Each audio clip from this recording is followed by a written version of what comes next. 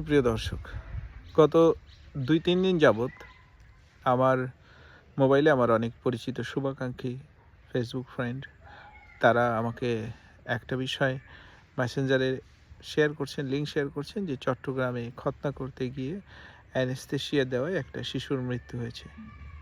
ঠিক একইভাবে ২০২৩ সালের জানুয়ারি মাসের ১৯ তারিখে আমার সন্তানটিও ৫ বছর ৫ মাস বয়স ছিল। একইভাবে আমার সন্তানটিও চিটাগাং থেকেই অপারেশন করা হয়। যাই হোক, সঙ্গত কারণে আমি হসপিটালের নাম বা স্টাফদের নাম উল্লেখ করছি না, কিন্তু এভাবেই মারা যায়।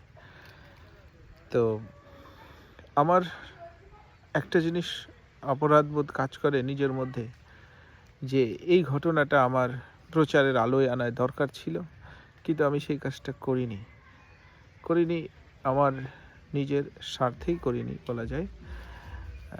কিছু সীমাবদ্ধতা ছিল এবং এই ঘটনার মাত্র ২ মাস পরে ইউনাইটেড হসপিটালে একইভাবে অ্যানেস্থেশিয়া দেওয়ায় আরেকটি শিশু মারা যায়। তার ৩-৪ মাস পরে সম্ভবত ফরিদপুরে আরও একটা শিশু মারা যায় এবং পরপর দেখছি এরকম ঘটনা ঘটেই চলেছে। খুব ছোট অপারেশন, কিন্তু এই অ্যানেস্থেশিয়া দেওয়ায় এই ঘটনাগুলো বেশি ঘটছে। লোকাল দিয়েও করা গেলে সবচেয়ে ভালো হতো এবং সেক্ষেত্রে এই ঝুঁকিটা কম থাকে এবং এই ক্ষেত্রে মৃত্যুর সম্ভাবনা খুবই কম। কিন্তু এই ধরনের ঘটনা বাংলাদেশে অহরহ ঘটছে। আমার কাছে এটাই আমার অপরাধ বোধ হয় যে আমি কেন এটাকে প্রচারের আলোয় আনলাম না।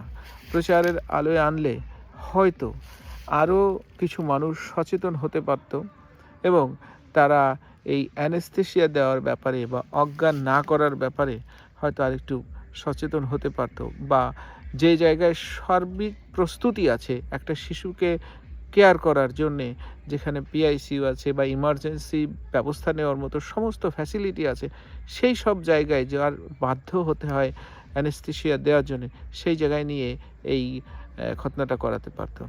কিন্তু যে কোনো জায়গায় সাধারণ হসপিটাল যেখানে পূর্ণাঙ্গ সুযোগ সুবিধা নেই, সেখানে গিয়ে অ্যানেস্থেশিয়া দিয়ে আপনারা বাচ্চার খতনা করাবেন না।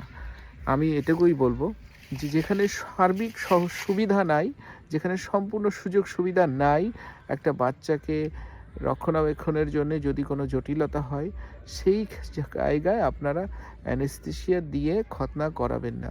কোনো শিশুরই পূর্ণ অজ্ঞান করে কোনো ধরনের অপারেশনের আপনারা রাজি হবেন না। আগে বুঝবেন, জানবেন যে তাদের সমস্ত ধরনের ফ্যাসিলিটি আছে কিনা।